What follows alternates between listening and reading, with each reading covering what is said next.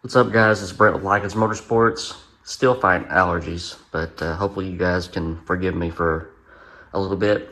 Working with a new workbench. So the previous one was one that my wife's grandfather made, who knows how long ago. And I needed some extra room and some extra space, so I decided to upgrade a little bit. Just went and got some base cabinets from Lowe's with a butcher block top, and I got a lot more room now. As you can see, room is good, cleanliness is good. Don't like disorder. So been working through a couple of things on some engines. This is Mr. Cody's Modular rods for his 482 tunnel port build. We're doing a build with J. Brown's tunnel port heads. The heads are assembled. You can watch the video from a couple months back where we assembled those heads. Cody's going to be running a solid flat tappet cam, and we have the cam being made right now, and some trend tool steel lifters are here. I'll show you those here in a second. But rod bearing clearances are checked. The block is being pressure tested and having the sleeves set right now. So it's got a little bit of machine work to be done before I can check main bearing clearances, but I like kind of getting ahead of the game when I can. I'm going to show you those lifters real quick, and then we'll move on to the subject of today's video. So these are trend tool steel lifters, and I like using these with a nitrided camshaft, which is what we're doing for some extra protection on some spicier cams. We're going to be running a little bit more spring load, which dictates a little bit more care taken on assembly time as far as parts being selected, that sort of thing. These are actually small block Ford lifters. You can use those in an FE, and you just need to adjust the push rod length a little bit, but they will pass oil, so you can oil through the push rods, which is good. But we're well on our way with this build. We're using a pond aluminum block. Cody had that from a little while back and wanted to use it, so we'll use it. And it's in the machining process right now, but we'll tuck these lifters back in the package, and we'll be ready for assembly here in a little bit. He's getting some Modular rods to go with his a steel scat crank, and like I said, we got these fitted with some calico coated rod bearings. Clearances have been checked. We're ready to go on that. So what we're doing for this episode is these are our modular Ford parts, and I know last time that I said I was going to wait just in case there was an issue with the cam, piston valve clearance, but I'm going to change my mind a little bit, change my thinking. I've got a little bit of free time today, and I won't have a little bit of free time coming up because I've got some builds coming through that I need to get started on.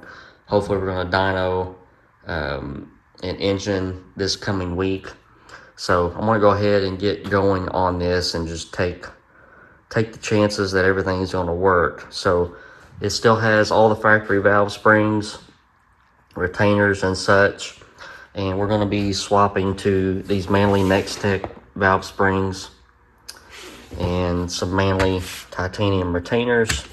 Got some Trick Flow new valve locks instead of the cheaper factory parts. And in preparation for me thinking that I'm gonna have to shim these up, I've got some shims that hopefully will fit our around the valve seal on these to give me a little bit more or lower the install height a little bit.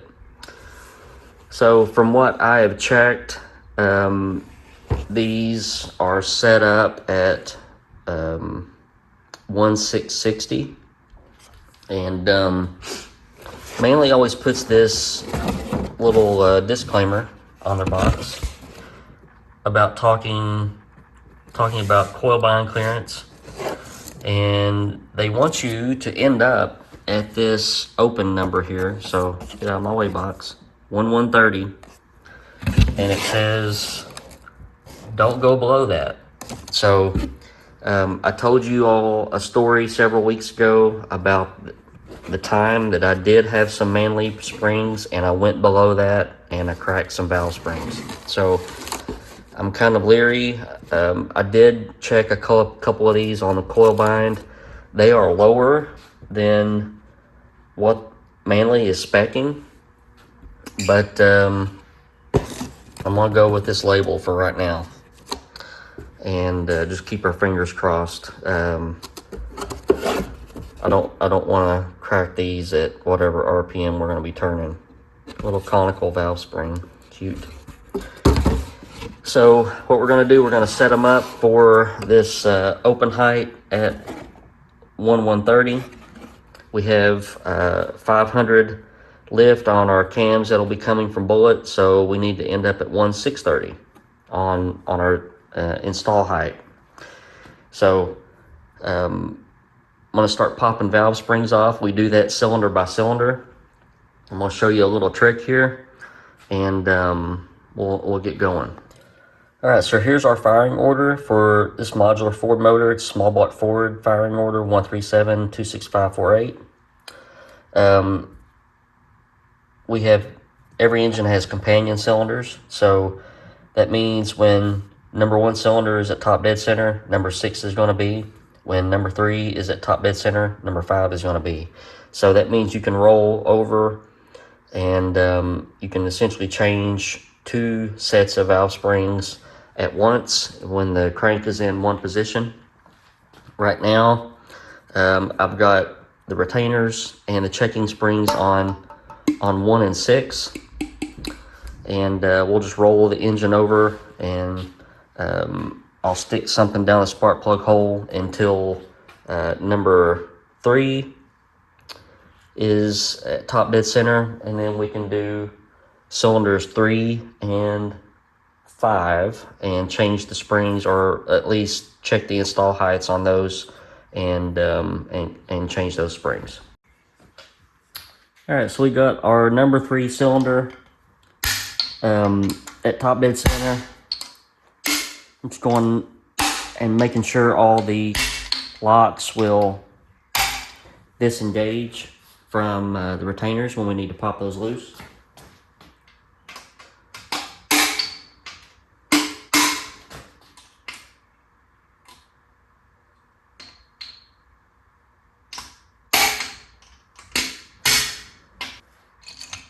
Then we can use our spring compressor.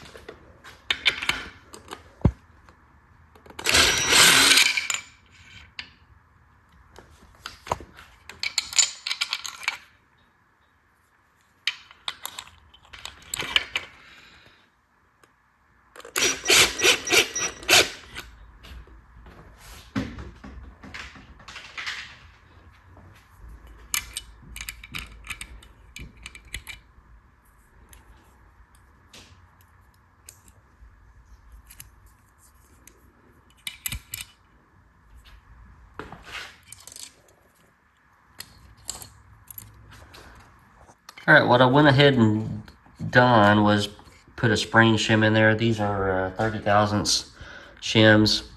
I pretty much know, I'll check them again, but I pretty much know from these others that I've checked that these should come in at about 1,660, and that 30 thousandths shim will bring me down to 1,630. So we'll check that right now.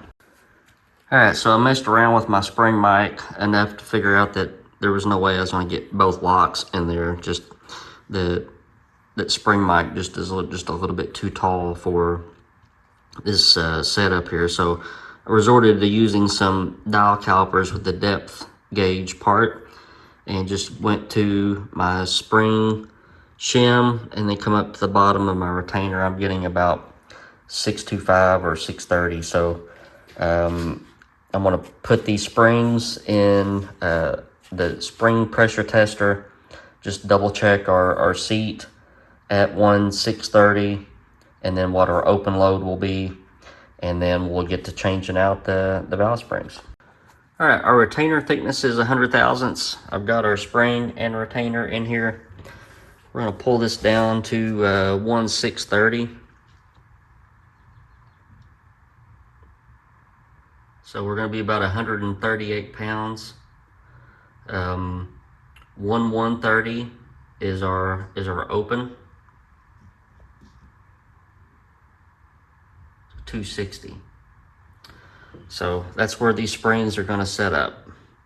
And just to show you how far off the numbers are from what Manley says these coil bind at, these are bound up at 970. I think Manley says inch 080, so a little bit off.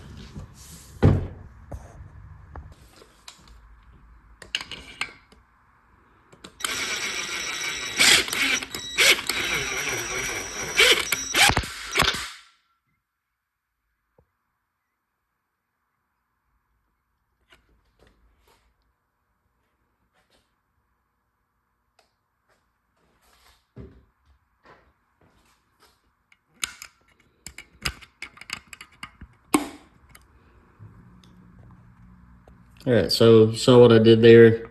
When you compress the spring, it wants to push the valve down a little bit. That's normal. So I just got a little screwdriver, got it in the groove, pop that back up. And now we get to,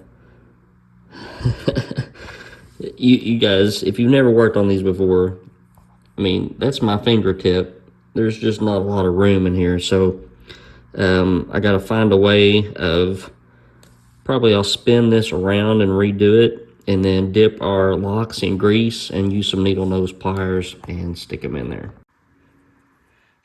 All right, so was able to get those in there with the needle nose. And we just back off our spring compressor slowly. And there was one done.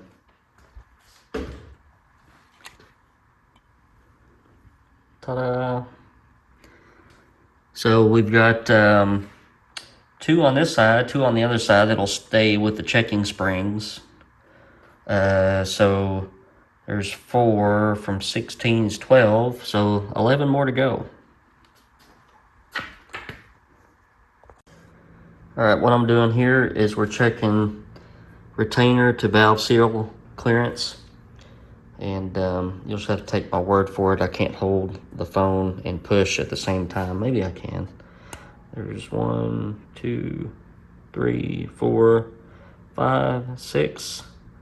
So about 640 retainer to seal clearance. And our valve lift is 500, so we got plenty of retainer to seal clearance. Always important to check this when you're assembling heads or when you're changing cams or whatever. It's bad news when those two things touch. All right, so per our companion cylinder map here, we just did cylinder number 3. I'm gonna hop over to cylinder number 5. You don't need to see that, you've already watched it, so I'm gonna get this knocked out. All right, here's number 5 done. And if we go over to our map, 1 and 6 are our checking springs. We've done 3 and 5, so we're going to go to number 7 and number 4, and I'll roll the engine over until number 7 piston is at top dead center, and then we will pop these 2 dudes off right here. All right, so we're on numbers 2 and 8. My battery just died in my cordless drill, so I'm having to use a speed handle. But I figured I'd do a couple of these right in front of you so you can see how quickly it goes. the more you do, the better it goes. I have pity on anybody that's trying to do this hanging over the fenders of a car.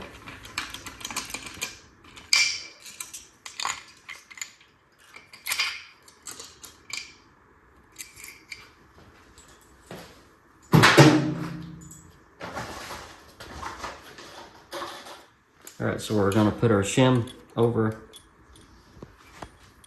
the valve seal. Got our manley spring and retainer.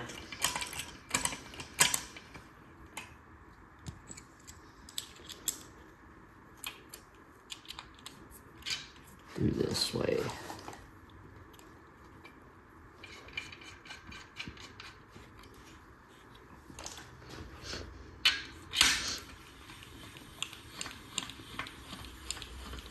So we put the pistons at top dead center, so if the valve does go down, it won't go down very far. And what I've been doing is, if you can see right here,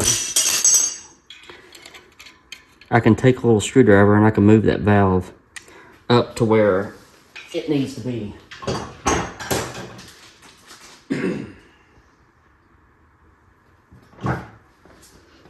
So I take a lock with some grease on it. The grease is it's very important.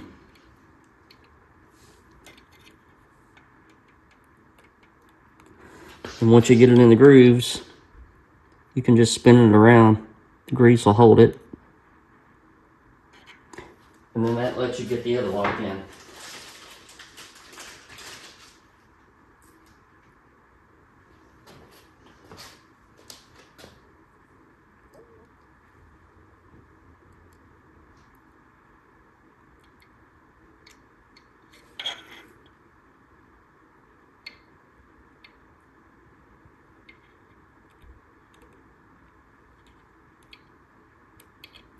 Well, this one's being a little bit of a pain.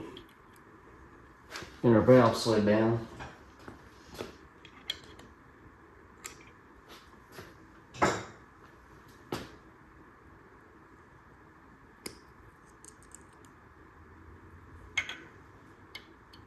Sorry if my big head's in the way.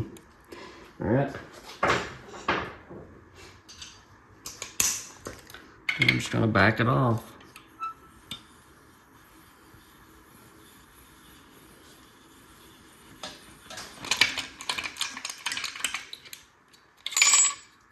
That's all there is to it. All right, so we got all 16 done. Still left our checking springs on 1 and 6 to check piston and valve clearance and degree to cams when they come in. But all in all, it wasn't a really bad job. I'd hate to do it in the car, but just some special tools and some grease, and you can lay them in there pretty easily. So got that part done. Hopefully when the cams come in, I don't have to undo all that. They'll be bad if I have to undo all that. So hope you guys are doing good this week. It's pretty outside. Go and work on your own projects. Hit that subscribe button if you haven't already. We got some dyno time coming up that you guys will not want to miss. Some big horsepower FE stuff. So stay tuned for that. Hit that like button. Let me know you like the videos. Enjoy your comments. So anything that comes to your mind, pop it up there. And appreciate when y'all do that. Hope you have a good day. I'll talk to you soon.